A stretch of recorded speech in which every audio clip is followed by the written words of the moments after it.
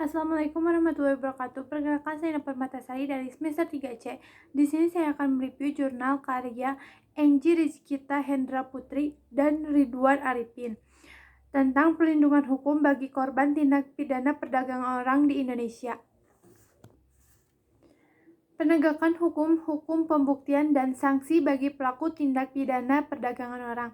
Dalam Undang-Undang Nomor 21 Tahun 2007 Pasal 2-18 dijelaskan sanksi-sanksi bagi pelaku tindak pidana perdagangan orang yang dapat disimpulkan beberapa pelaku tindak pidana perdagangan orang sebagai berikut.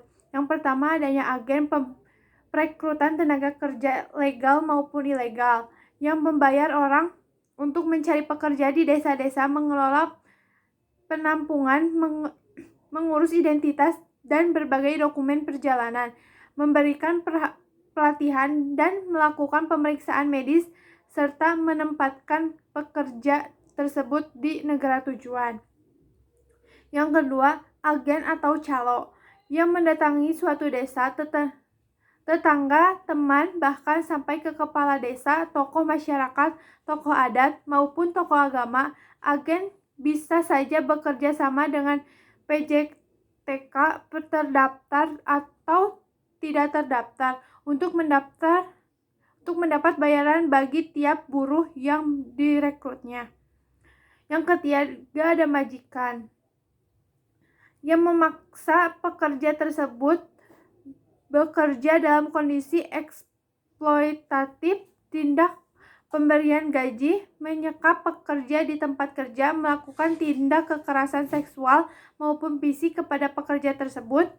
Yang keempat, ada pemerintah yang terlibat dalam kegiatan pemalsuan dokumen, pengambilan pelanggaran yang terjadi dalam perekrutan tenaga kerja, atau bahkan memfasilitasi persebaran pembatasan secara ilegal, termasuk pembagian oleh polisi atau petugas imigrasi.